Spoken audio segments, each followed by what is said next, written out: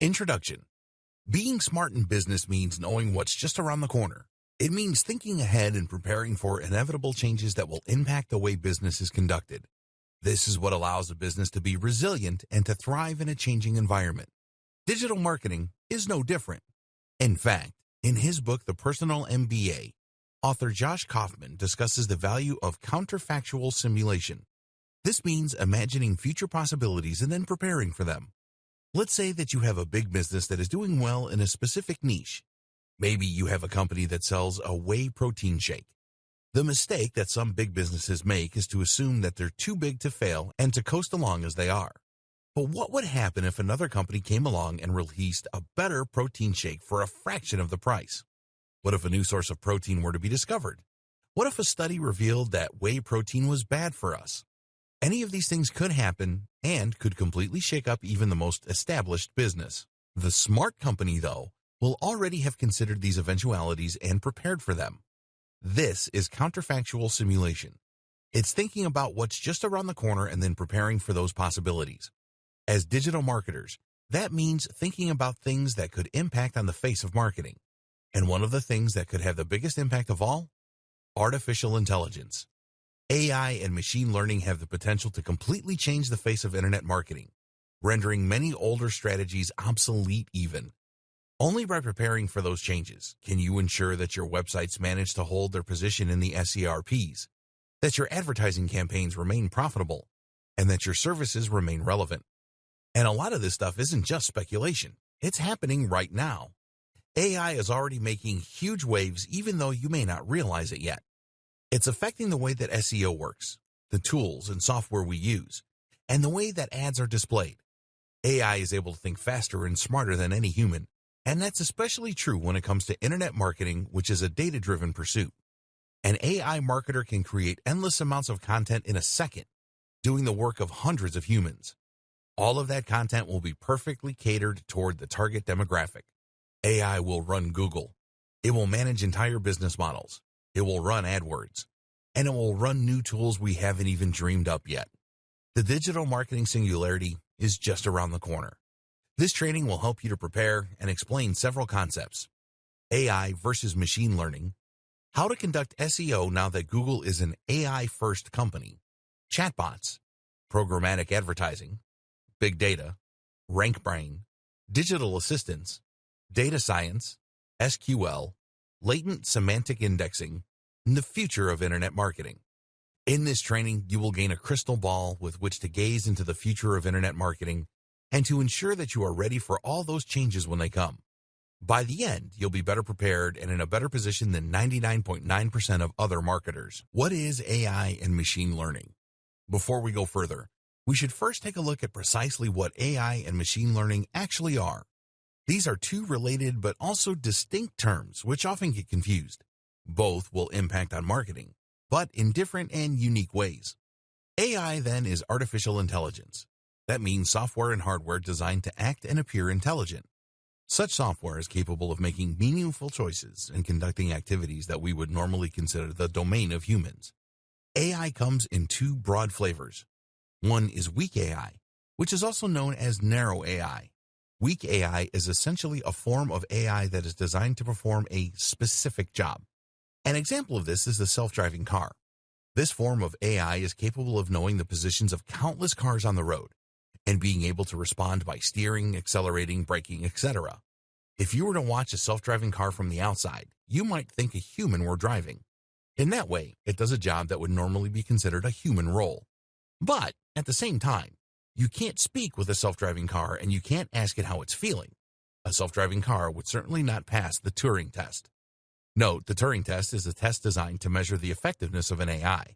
If you talk to an AI on a chat app and you don't know that it isn't human, then it is considered to have passed the Turing test. Another example of weak AI is used when creating bad guys in computer games. These use programming in order to behave in a human-like manner and to provide a challenge for the player. However, the code is only useful in the context of the video game, and so it's not about to turn into Skynet anytime soon. Weak AI might not sound as exciting, but it is being used for a huge range of extremely exciting things, from helping to treat disease to improving the economy. Conversely, the type of AI that we often see in science fiction is what we know as general AI. This is AI that doesn't just have one purpose, but that is designed to do everything that a human might be able to do. So you could play a word game with this AI, ask it how it's feeling, or get it to look up something useful. An example of a general AI is DeepMind, owned by Google. DeepMind is a company that has developed a neural network that employs general learning algorithms to learn a huge range of different skills. Many AIs, such as IBM's Watson, are actually pre-programmed. That means that they work using a kind of flowchart and will answer questions with the same answer every time. On the other hand, DeepMind is apparently able to think and respond via a convolutional neural network. Certain behaviors are reinforced and encouraged, and these will begin to become more prominent. This isn't a perfect simulation of how a human brain works. Cognitive behavioral psychology teaches us the importance of having internal dialogues and models for thinking. However, it is the closest thing we currently have to a true general intelligence. Machine learning. Machine learning, on the other hand, works differently. Machine learning utilizes huge data sets in order to gain surprising and almost frightening capabilities at times. Machine learning essentially allows a piece of software to be trained. An obvious example of this would be computer vision. Computer vision describes the ability that some machines have to understand visual information. An example is Google Lens, which can tell you what you're pointing your phone's camera at, whether that's a type of flower or a product you can buy in stores. Computer vision is necessary for self-driving cars to successfully navigate their environments and is used by apps like Snapchat, which use filters to change people's faces. How do these work? By looking at thousands and thousands of pictures of every type of object. While the machine learning algorithm will never understand what it is looking at, it can look for patterns in the data, which will then be used to identify those objects in the future. For example, it might notice that faces are typically oval in shape, with a dark patch of hair on top. It then knows that if it sees an oval shape with a dark patch at the top, it's possibly looking at a face. Machine learning has huge potential in just about every field. In the future, it can be used to diagnose diseases more accurately than a human doctor, to advise on financial decisions, to identify fraudulent bank transfers, and much more. All of this has huge potential implications for internet marketing, and that's what we'll be exploring in the following videos. Google as an AI-first company. A while ago now, Google announced that it had become an AI-first company. While that may sound like meaningless marketing babble, the truth is that this determination actually has huge potential repercussions for marketers, businesses, and SEO. Firstly, what does Google mean by this? Meet the new, smarter Google. You might think of Google as a search-first company.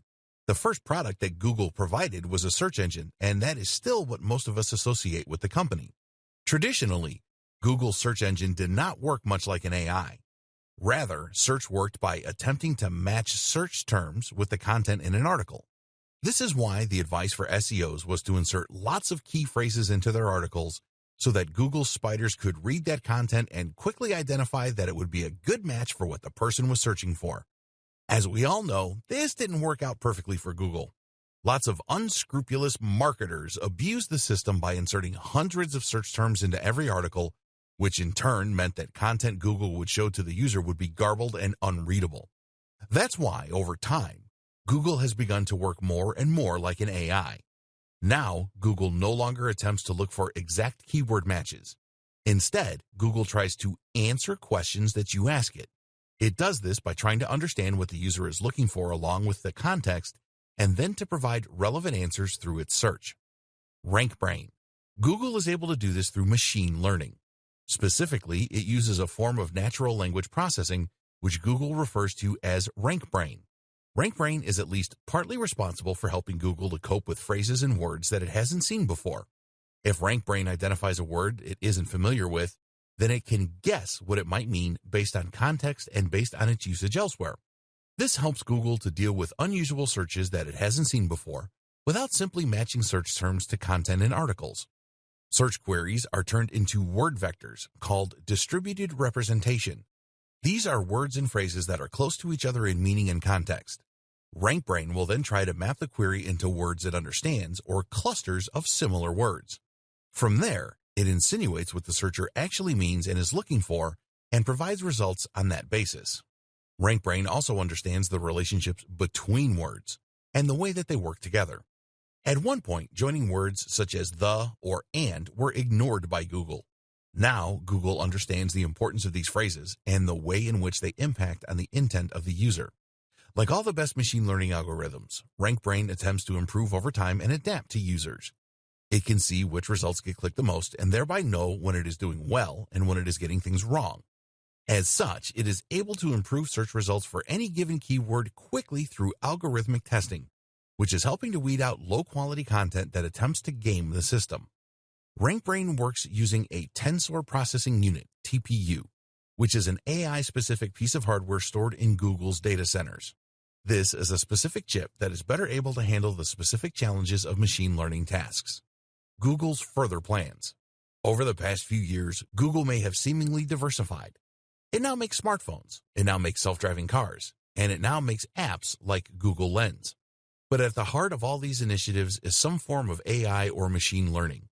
Google Lens uses machine learning to identify objects in a scene and allow users to that way search the real world around them. Self-driving cars, of course, are highly reliant of various forms of AI. And the Google Pixel phones? Arguably, their main focus is putting Google Assistant in everyone's pockets. And this is the real clue as to what Google is up to. Google Assistant is an AI and virtual assistant that users can use to get weather reports, to book taxis, to play music, and much more. Google Assistant uses a combination of machine learning to detect human language, for example, and AI in order to provide useful results and speak in a natural manner. Google Assistant is closely integrated with Google Search. You can ask Google Assistant a question like, "Who started Iron Man?" and it will give you a natural answer. It does this by first using machine learning to turn your speech into a string, then by using Google Search in order to look up useful answers, which involves machine learning in the form of RankBrain, then by using narrow AI to extract the most useful answers from the best web pages, and then by using another form of narrow AI to provide the response in a natural-sounding manner, which is designed to appear like general AI. Much of this is carried out not on the device that you're speaking to, but on Google's TPU located in the cloud. What does all this mean for marketers? So what does all this mean for marketers? Simple. It means that Google wants to be able to understand your content and extract the most useful information. It no longer wants you to use rigid keywords, and it wants you to prepare for a more voice-driven form of search. Google is betting big on AI and machine learning. It believes that in the future, AI assistants will be huge, and it wants Google Assistant to be number one. It envisages a future where we spend less time staring at our devices and instead get the information we need by asking our phones or our Google Homes. We'll speak naturally to these devices, and they'll provide us with handy answers.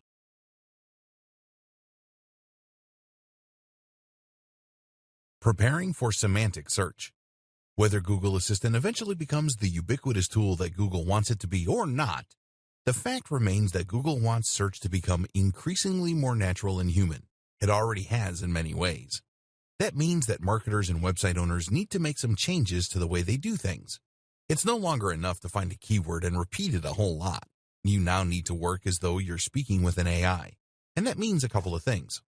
LSI, latent semantic indexing. Latent semantic indexing is one of the most important things to consider if you're interested in improving your SEO and getting to the top of Google. It's even more critical if you hope to be ready for Google's AI-driven future. Not only is it a powerful concept in itself, but it is also an important microcosm of the broader changes that we are seeing to SEO today. Search engine optimization is a big and very important part of digital marketing, and if you want to drive the maximum number of people to your website or blog, then it's absolutely essential that you have the search engines on board. In the past, SEO has largely relied on creating tons of content around a certain topic and repeatedly using a set number of keywords or key phrases in that content in order to help Google identify the subject and help the right visitors to find your pages. Unfortunately, a few people began to take advantage of this system and began keyword stuffing by using the same keywords over and over again to the point of distraction. Google had to get smarter, and so it did. Today, using the same keyword too much will get you into trouble. So what does Google do instead? It looks at context and the broader subject of the article. In other words, it looks for synonyms and related terms, and this also gives it the ability to better understand what your page is about. For instance, if you had written an article about decision trees, then in the past, Google could theoretically have gotten confused and brought your site up as a result when someone searched for trees. It may have thought you were talking about decisions about trees. Now, though, it can look for related terms like flowchart and thus help to more accurately match article to reader. LSI actually comes from mathematics and uses a technique called singular value decomposition. This means that it will scan unstructured data and look for the relationships between the words and concepts within. How to handle LSI. So, how do you make sure your site is LSI optimized? Short answer, you don't. While it is obviously tempting for SEO companies to now start offering their LSI optimized services, the truth is that you should have been doing this all along and without thinking about it. That's what the best web marketers like Andre Illison have always recommended, and it's what Matt Cutts advises as well. In short, writing naturally should mean that you are including synonyms and related topics. Otherwise, your writing is going to sound pretty repetitive. The moral is what it's always been: stop double guessing and just write for the reader. This is something we'll come back to again and again with regards to preparing for a smarter Google. But there are also some other tips you can keep in mind if you want to ensure that Google knows what you're talking about. First, make sure that you use more than one search phrase. It's a good idea for a whole host of reasons to use a combination of different search terms rather than targeting just a single one. Seeing as Google will often show results that don't use the exact key phrase the person searched for, it makes sense to try and include a few popular iterations of the same term. Likewise, you should make sure to use good and varied vocabulary around the topic. This helps to better demonstrate the context and the subject matter of your article. Rather than filling an article with random synonyms, think instead about words that would often occur alongside the topic you're working with, such as our earlier example of flowcharts. This is called co-occurrence, and it's the kind of thing that machine learning algorithms love. Structured data. The other big concept that SEOs need to consider in order to be ready for the AI Google of the future is schema markups, also known as structured data, also known as rich data. Remember, Google's aim is to enable Assistant to answer natural language questions with useful responses, which will draw on information found on the web. Google doesn't just want to pull up a list of useful search results. It wants to be able to answer questions. So if someone asks how to make bolognese, it will simply read out the ingredients. In order to do this, Google needs to be able to find that most relevant information in a passage of text and then pull out the specific answer. This takes the concept of rank brain to the next level, allowing it to understand not just what an article is about, but how each paragraph in that article functions.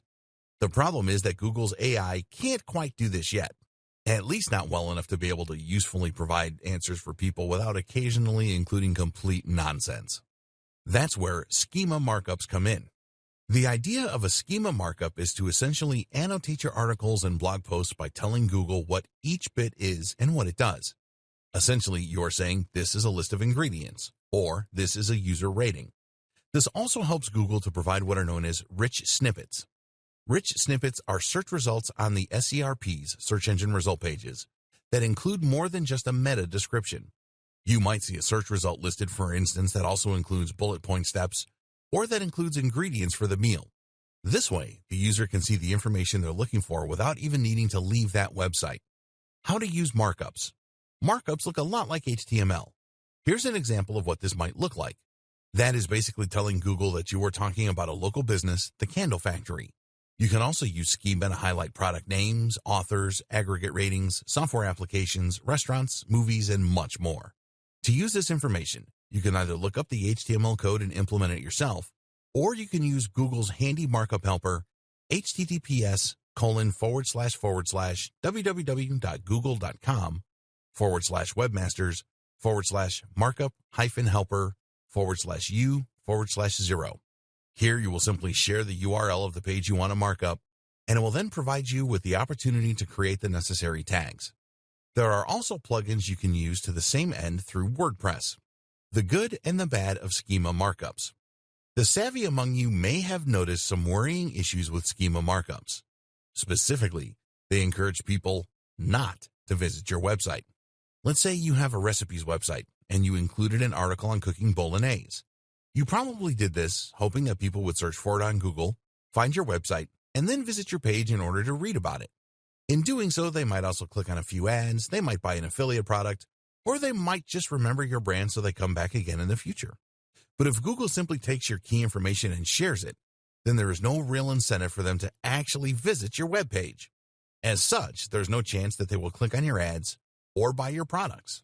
They'll not even know that the information came from your website. Essentially, Google is this way using our intellectual property without any remuneration, which has upset a lot of webmasters, businesses, and marketers. So should you avoid using these features altogether? Unfortunately, that is not really an option. Remember, Google also uses markups in order to provide rich snippets. These are the more media-rich search listings, which include things like star ratings, images, bullet points, and more. These really help a web page to stand out in the SRPs and thereby ensure that more people click on that listing. And while you might not get any benefit from having Google read your ingredients out, if you don't include markup language, then it will just get that same information from one of your competitors. Google wants to use schema markups, and that means that it will likely reward those sites that do with a little SEO boost. For all those reasons, it's essential that you keep using this strategy, even though you might be giving Google free information in doing so. In the future, if more and more people talk to their Google Assistant rather than browsing the web for information, then there's a good chance Google might need to rethink its policy, lest it face a rather big backlash from content creators. Big data. You might hear the term big data thrown around a lot and not fully understand what is meant by it. In this video, you will be enlightened and learn how big data can help you and your business both now and in the future. Essentially, big data is nothing more than large data sets. These large data sets are increasingly common online, seeing as everything online is easy to measure and document. If you think about a company like Google, it has immense data sets that it works from, describing the search history of billions of users. But even a standard website that gets 1,000 visitors a day will work with huge amounts of information. A website will naturally record each of those visits and will also store data about each one, such as the country of origin and the length of time spent on the site. In a few weeks, this data will likely crash a lot of spreadsheet software. The reason that big data is featured in so many discussions is that it is very difficult to handle. Making sense of such huge amounts of information requires a lot of smart math, while simply storing and handling that kind of data requires a lot of storage and computational power. But the potential value of big data is also absolutely huge. Big data provides patterns and insights that you simply can't get by observing a few users. This is essentially how machine learning works, by looking for patterns in massive data sets. The difference is that this is being leveraged in a slightly different way. Predictive modeling. Predictive modeling is a process that involves data mining and probability to forecast potential future outcomes. A model is created using a number of predictors. Predictors are variables that are thought to influence future results. Once data is collected for these predictors, a statistical model can be created. That might use a simple linear equation, or it might use complex neural networks. Either way, statistical analysis can then be used in order to make predictions about how things are likely to go in the future. With regards to marketing, this can help provide better customer insights, better lead scoring, campaign nurturing, upselling and cross-selling, personalized product recommendations, and more. Amazon is an example of a site that uses big data in order to provide personalized product recommendations. Amazon doesn't just use a database of items grouped together, which would be almost impossible to maintain, but rather generates data automatically from every single transaction and sale, and then looks for patterns. It will see what products tend to be bought together, there's that co-occurrence again, and can therefore use this information to show items that it thinks a user might want to buy next. Likewise, when it comes to lead scoring, big data can be immensely useful. Lead scoring means understanding which leads are likely ready to purchase and which are not.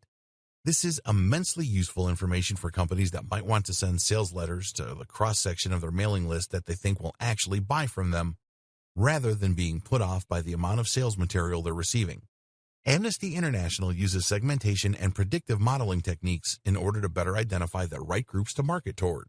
By collecting data and then looking at what that data reveals about the kinds of people who donate, Amnesty International knows who it should be targeting with its ads, how much they are likely to spend, and how they're likely to do it. Any charity can benefit from this kind of data analysis, as can any business. Collecting big data. If you want to start collecting data for your business, there are a wide number of plugins and tools you can use to do so. You should find that a lot of tools, such as Google Analytics, will allow you to export massive amounts of data in order to work on. You can then choose to use this information yourself, or outsource it to a data science organization that can use that information to provide valuable, useful insights. Another good idea to prepare yourself for the future is to allow users to create profiles. By doing this, you can collect much more data on individual users and in future provide better recommendations on an individual basis too. This is something that stores have been doing for decades with loyalty cards. But of course, the digital nature of selling online creates even more potential opportunities. Computer vision. As mentioned, computer vision is the ability for machines and computers to see by learning from huge data sets and machine learning. By observing countless images, a machine can learn to identify images in an object or to navigate an environment without crashing into things. What does this mean for the future of SEO? One big thing, and one thing that you should make sure that you are ready for, is that Google will likely start paying more attention to images on websites. Traditionally, we've been told to avoid using images for things like site names. Why? Because Google can't read an image, and therefore we won't get any SEO benefit from that. But Google does have software that can read text from an image. This is called OCR, Optical Character Recognition. And if you want to see just how good it is, try pointing Google Translate at a foreign language and see it appear in your native tongue in real time. If Google can do this, then it's only a matter of time before it starts reading the text in your images to see if they back up the niche and key phrase that you are targeting with your website. Likewise, seeing as facial recognition is already a big deal when it comes to security and Facebook, it is probably only a matter of time before Google starts using that too. For example, if you write a blog post about Sylvester Stallone, Google might someday look not only at your content, but also at the photos on your page in order to see if there are pictures of Stallone there. Google Images might one day not be reliant on surrounding text at all, but might instead base its results purely on what it sees in the image and whether this lines up with what you're searching for. Issues like image quality are also likely to play a big role in the future. Google might opt not to recommend your webpage if it thinks the imagery on there is poorly chosen and out of place. So what can you do to prepare? For now, the closest thing to communicating with Google via images is the use of markup language and/or file names and alt tags. Using alt tags to describe images can help Google to know what they represent and therefore to better decide if your site is relevant for a particular user. Meanwhile, make sure that all the imagery you are using is relevant and high quality. Advertising. At its core, machine learning is about evolving. It's about getting more and more data to the point that it can make more accurate assertions. While face detection in images might start out poor, the system evolves and learns to the point where it becomes more accurate than a human. Imagine if you could turn that power to advertising. Imagine if you could show precisely right advertisements to precisely the right people at precisely the right times. Imagine if your advertising campaign evolved to get more and more specific, so that an increasingly large number of viewers clicked on the ads and bought your products. The longer the campaign ran, the more your profits would increase and the less you'd spend on ineffectual ads. That is precisely how programmatic advertising works, and you can start using it right now. What is programmatic advertising? Programmatic advertising campaigns allow marketers to buy native ads on a variety of publisher sites while using smart algorithms to ensure that they are targeting the right viewers at the right times, all while remaining within budget, thanks to a bidding system that allows them to compete for impressions with other advertisers. In short, these campaigns give the precision and quality of native advertising, like banner ads, while at the same time allowing for the control, adaptability, and precision that you would get with a PPC campaign.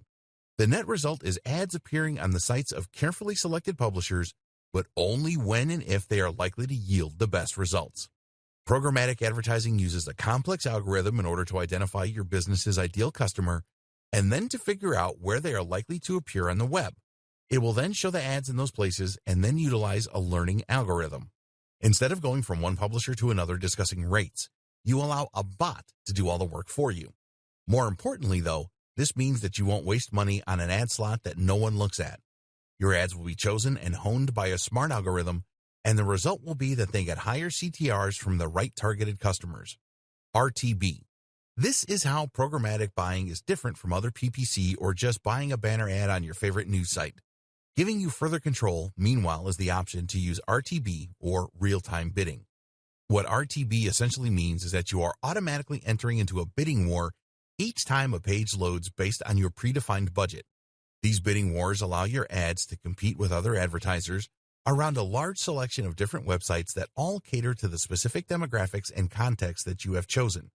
In other words, you will define that you want to target sports sites catering to an audience of males in their 20s to 40s, and from there your ads will appear across a selection of those websites, which you can still curate in some cases if you wish, based on the outcome of each little bid. This allows you to target your audience across a range of different sites and to avoid paying too much to do so. On the other hand, direct buying is essentially a bulk order of impressions from a specific website or websites such as ESPN. You can still filter your impressions by a range of factors such as location or browser, but essentially you will be targeting a specific site and securing a place on that precise spot. Direct buying is effectively a little more like advertising with a banner ad, while RTB is a little closer to the PPC model. Here you bid for spots across a range of websites, while still having a little more control. Deciding what will work best for you will depend on a number of factors. For instance, your budget is going to come into play, as direct buying tends to be more expensive because lower CPIs won't have as many opportunities to appear. It's also worth considering that RTB gives you more flexibility, more data, and more control. You can identify which sites are working best for you, at which times, and for which viewers, and then you can further tailor your approach accordingly. On the other hand, though, if you bid too low using RTB, then you risk your ads not appearing at all. This is in direct contrast to direct buys, which essentially guarantee you your ad spot and that you will eventually be certain to get that number of impressions. This is useful for a company with more concrete goals and a fixed timescale. Likewise, with direct buying, you will be able to more tightly control where your advertising appears and forge a closer relationship between your brand and that of the publisher. So different approaches will work for different marketers and for different purposes. Your job is to decide which works best for you, and the best way to do that may be to dip your toe in and try them out for yourself. How to be more successful with programmatic buying. Programmatic advertising has very quickly risen to prominence in the online marketing industry and is an important new tool for any business that wants to reach a bigger audience. That said, though, even the best programmatic tools are only as effective as the people controlling them, so before you get ahead of yourself, consider these 4 crucial tips to ensure your success. Don't forget the creative component. No matter how well targeted your ads are or how smart your campaign is in terms of exposure, if you haven't invested in the creative aspect, then those ads are going to fall flat. Design your ads well and test to see which designs work best. Likewise, think about your brand identity and how you can strengthen this even through ads that don't get clicked. Choose a programmatic partner who can help you with this aspect. Consider audience and context. Before choosing which publishers to work with, you need to look at the audience they are attracting as well as the context. The ideal partner will be a site that writes about topics related to yours and targets the precise same demographic you are. In some cases, though, you won't be able to find both, and thus you will need to select publishers that provide the best balance. And don't be tempted to ignore context in these situations, because studies show that the same person is far more likely to click on an ad for golf clubs when they are on a golfing website compared with a news site. More to the point, someone who wants a wedding dress is only going to want that wedding dress during a particular time in their life, and this really demonstrates the importance of context. Be willing to spend to begin with. The beauty of programmatic advertising is that you can directly manage your spending in real time to ensure you get the maximum exposure whatever your budget. However, it is highly recommended that you start out with a higher spending limit than you intend to continue with, as this will enable you to more quickly identify what works and what doesn't. Remember, you want more data, and that means you want more clicks. As you tweak your campaign in response to stats and ROI, you will get closer and closer to the optimum setup. But if you don't spend the money up front, then you won't be able to tell if your campaign is working because you won't win enough bids. Spend a little up front and you'll save money in the long run once you settle into your groove. Make sure your ads fit in. The downside of any automated advertising campaign is that you can lose that personal touch. The benefits that come from working with a publisher to develop an advertising campaign that matches the tone and appearance of their overall site and that they will help to promote throughout their content. Unfortunately, native advertising is difficult to scale, which is why so many automatic platforms are popular. To be successful with programmatic advertising, this is something you need to consider. Your ad is targeting the right people, on the right devices in the right context. But is it the right fit for the job? This ad needs to look like a native ad in the same way that a banner ad would. Creating ads that will blend into a number of environments is one way to do this. Another is to choose a tool that allows you to select the brands you want to work with and then to choose those that are already closely aligned with your own goals and style. Email marketing. The key to success on the web is not just to gain traffic, but also to control that traffic. What does that mean? It means that you need to know how to decide which of your visitors you want to talk to at any time. It means that you need to understand your visitors and to know what they are thinking, what their moods are, and what they're interested in at any given time. And it means you need to know how and when to strike when it comes to selling products or encouraging people to sign up to your mailing list. This is a theme we've seen come up time and again with machine learning and AI, and email marketing is no different. You can do all this by building a mailing list and then segmenting that list. First, let's go over the basics of email marketing again for those that aren't familiar. Email marketing is, of course, the process of marketing via email. In other words, this means you're going to be building a big list, a collection of emails, and you'll do this by asking visitors to your site to share their contact details when they land on your homepage. This, in turn, requires an autoresponder. An autoresponder is a tool that you use to create email forms and then to manage all of the contacts on your list. You can use the form somewhere on your page to let people input their details, and you'll use the autoresponder to actually send all your emails. It should be immediately apparent what the value of this is. Sending all your emails manually using Gmail or another web client is not easy and would likely result in many not getting delivered. You'd have to send lots of different emails for longer lists, and you need to manually manage any requests to subscribe or unsubscribe. An autoresponder manages all of that for you, so you just need to write one email and then click send. The other benefit of an autoresponder is that it can collect data for you and use that information to do a range of different things. For example, an autoresponder can show you the percentage of subscribers who actually open your emails. If your email subject headings aren't successfully encouraging people to read, then you can identify this problem and work on a solution. Suddenly, we're using a data-driven approach and machine learning again. You can then see all the visitors who did read a given message in one place, or choose to see all the ones that didn't. You can see the open rate for different individual visitors, and you organize your list by different factors.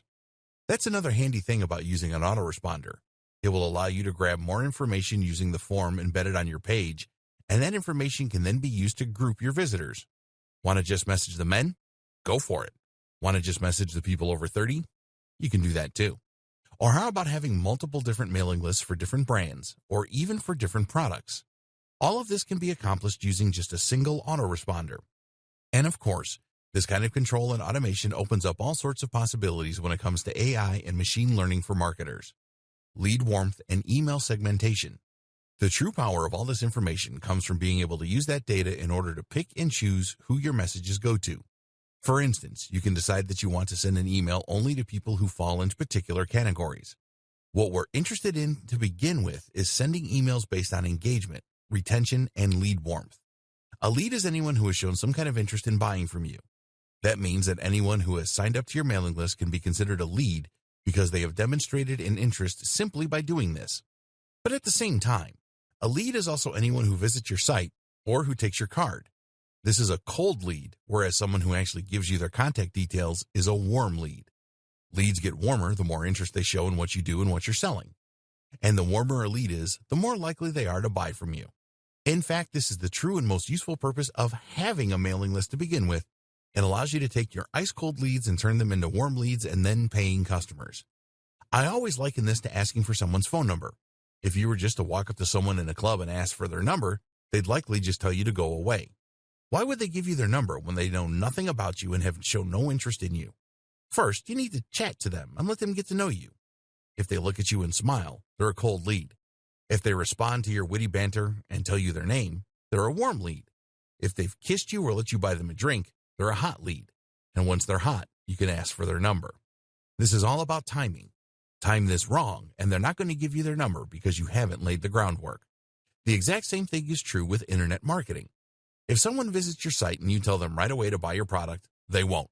Why would they? You haven't given them any reason to trust you. You haven't told them anything about you. They don't know much about the product. Ask them to hand over their email after a few blog posts, though, and you can gently start to increase engagement. This is then when you wow them with all your information and all your knowledge. You entertain them a little, and you let them get to know you. If they don't open your emails, that's the equivalent of giving you the cold shoulder. That's like the girl or guy in the club that isn't laughing at your jokes and keeps looking away. If you try and sell to them now, you become spam and you get deleted. and they never return to your website. But if they open your emails, you know you're in with a shot. That means you can then send them some more information about your products and get them excited for your product launch. If during that they still keep opening your emails, then you know you've got an even better chance of success. If you now try and sell to them, there's a much better chance they'll buy from you. Using email segmentation, you can do exactly that. You can see which of your visitors are actually opening your emails, are actually clicking your links, and are scrolling down to the bottom. In fact, using cookies, it is even possible to see which of those visitors has been to your website and looked at your products. You can see who has hovered on your products and been tempted to click buy. Email segmentation combined with machine learning. If you have been paying close attention, then you might already have figured out where this is going. Remember when we discussed big data? We said that you could use predictive analytics in order to better rate leads. This is where things could get really interesting for the autoresponders of the future. Imagine if your autoresponder not only segmented your audience and looked at the open rates and engagement, but if it could look for trends across huge data sets. In other words, what if your autoresponder recorded every single person who bought from you and assessed what actions they usually took first? This would allow that machine learning algorithm to better spot when a user is behaving like someone ready to buy and to send them a message tailored to encourage that purchase. This could be combined with smart recommendations in order to improve their likelihood of buying even more. This is already being used by some big brands, so it's only a matter of time until more of us get access to this same amount of precision. Tips marketers can follow now. For any of that to work, you also need to make sure that people are signing up to your mailing list in the first place. Again, this will help us to prepare for the AI-powered future. There are a few ways you can encourage this. Firstly, make sure that you show your mailing list wherever you can. At the very least, that should mean that your mailing list is shown at the bottom of your post. At the same time, though, you can also place this in the sidebar so that your list is visible on every page of your site. Another tip is to make sure that you draw attention to it. A mistake a lot of people make is to create their mailing list and then just hope that people see it. Far more effective is to occasionally tell people about it and to explain in your post why it's a good opportunity and why people should be excited to sign up. Here's the thing, though, you should always be honest. The aim of a mailing list is not to grow it as much as you possibly can. Instead, the aim is to grow it as much as you can with only highly targeted visitors. If your visitors have no interest in what you're offering through your list, then you will just frustrate them and effectively be spamming. Chatbots. Chatbots are an increasingly popular tool for marketers, business owners, and webmasters. So what is a chatbot? Essentially, a chatbot is a minuscule AI that will normally live on a website and will which then be able to answer questions and engage in basic conversation. Very often, chatbots are used in customer service. This way, a website can answer commonly asked questions and significantly lighten the load on its customer service team. The company can provide the support it wants to for its buyers without spending a huge amount on extra members of staff and call centers. But a chatbot can be much more than just customer support. Chatbots are just as effective in marketing and can be extremely effective at increasing sales and profits. Chatbots are particularly effective at kickstarting a sales process by welcoming visitors to a website and asking them what they're looking for. Instead of relying on UX to try and guide the visitor to the right part of the page, a chatbot can instead simply ask what they are hoping to buy and then take them to that page. What's more is that it can provide useful recommendations, perhaps informed by previous buying history, and it can reduce any concerns that users might have. Chatbots can even get information from customers by asking them their budget or what it is they're looking for. Even if they don't buy, you now understand their intent, and you can use this information to hone your marketing strategy further. Some pundits argue that in the next few years, 85% of business might be done through chatbots. So how can you get started? 80% of businesses say they want chatbots in place by 2020. Facebook chatbots. One option is to invest in a Facebook chatbot. There are plenty of sites and services online that will sell these for you. Facebook Messenger is a new frontier for a lot of small businesses. While it has crept under the radar for many marketers, the numbers speak for themselves. Facebook Messenger is currently used by over 1.2 billion people. That's 11% of the entire human population. And what makes Messenger even more powerful is that it can be embedded into your website. Over 20 million pages use messaging, and that number is growing. This provides a very simple and easy way to communicate with your visitors, to answer their queries, and to help convert traffic into sales. But you can't be available 24/7 to cater to all your visitors' needs, and this is where a chatbot comes in. This is a basic AI that can tend to your customers and help to provide a more personal experience while answering basic questions. This is a hugely powerful tool for businesses, as it means you'll no longer lose visitors that struggle to find their way around the website or to get the information they need. Imagine if customers could order food by just sending a Facebook message and then answering a few automated questions. Or what if a business could access your expert legal advice without ever needing to speak to you in person? All of this is possible in the near future. Facebook chatbots can even be proactive by sending messages to potential customers. You need to be extremely careful with this, seeing as it can be seen as spam. But if you have an automated system that's able to reach out to potential buyers at just the right time with a carefully crafted message, this can be huge for business. Other types of chatbot.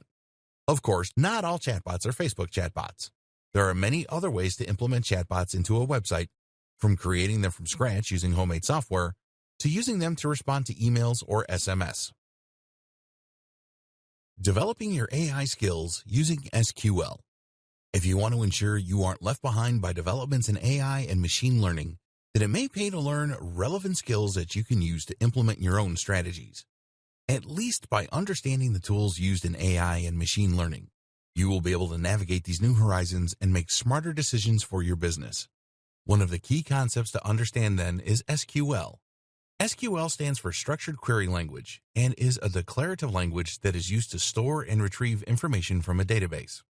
If that sounds like gobbledygook, it basically provides a set of commands you can use to manipulate large data sets. SQL is crucial for data science and machine learning. It takes a number of forms, such as MySQL, SQL Server, and SQLite. Each uses a slightly different dialect to achieve the same thing: interact with relational databases. Relational databases consist of numerous tables like you see in Excel, with columns and rows. So if you had a lot of visitors to your website, you might fill out their data across rows such as name, age, contact details, etc. Pull out any given visitor, and it will bring their details up so that you're ready to call them and market to them. SQL then allows you to do things like creating whole new tables or inserting new rows, columns, or cells. You can do this with simple commands like create table and insert into. To make a new database, you first need to use a command to make it, and from there, you can then begin inserting tables like so. One of the most powerful commands is something called select, which allows you to retrieve information across one or more tables. For instance, you can use this to get the details of anyone over a certain age, like so. Group by is a command that lets you group results according to certain conditions. Cursors let us move through sets of data and make changes. While this all might seem quite simple, combined with huge amounts of data, these simple commands can yield fascinating results and be extremely useful in informing future decisions. This is essential how machine learning works. And if you ever want to work as a data scientist to employ big data solutions or machine learning applications, this is what you will need to know: how to future-proof your marketing. Over the course of this training, we've examined a large number of different types of AI and machine learning in the context of digital marketing. The objective of all this has been to help you better prepare for the future. You know that you should start collecting as much data as possible right now, that you need to add schema markups to your site, that you should be using LSI, that you could benefit from a chatbot. You even know a little bit about SQL, just in case you ever decide to get involved behind the scenes. But in all likelihood, all of this is going to change a lot more before it enters the scene, and we can't really anticipate just how its impact will be felt. There are huge waves making their way through internet marketing, and the power of AI can't really be understated. Imagine, for instance, what will happen once AI that can write high-quality content becomes commonplace and commercially available. This technology already exists. AI that can write nearly as well as a human. But when it is allowed to cut loose on the web, it could potentially flood the internet with new enough content to double or triple its size in a matter of days. How will we know what's written by a human and what's not? What about when AI can create realistic-looking images? We've already seen the power of deep fakes. How will we know what's real and what's not? We can't really prepare for these scenarios because we don't know how they will play out. So for now, it is best to focus on what we do know. And in particular, as a marketer, that means focusing on Google's move to natural language processing and more human-like interactions. It also means that Google is going to keep getting smarter. Google used to look for keyword matches, but now it actually understands the meaning of a website and can use many more metrics in order to understand whether it is high or low quality and whether it is delivering on what it claims to do. In fact, Google likely has the potential to become the most powerful AI on the planet, owing to the huge amount of information it has access to and the huge resources that the company pour into it. This makes it increasingly difficult to game the system or to try and trick Google. The best thing we can do then? Make the best quality content we can. As Google becomes more and more human, writing for Google and writing for the reader will mean essentially the same thing. It's time we started focusing on great quality content and on providing real value. The key thing to remember is that Google serves its customers first and foremost. Who are its customers? The users who use it to find information and entertainment. Google wants people to keep using its search, and as such, it needs to make sure it consistently brings up only the most relevant and interesting information. As long as you are concerned with creating great quality content for your readers, then your goals and Google's will be aligned. Thus, each time it gets a little bit smarter, that will work to your favor instead of being something you need to worry about. As Google gets smarter, it will find more ways of identifying the best quality content. And so, if you're focused on delivering that, Google will find more ways of connecting you with your audience.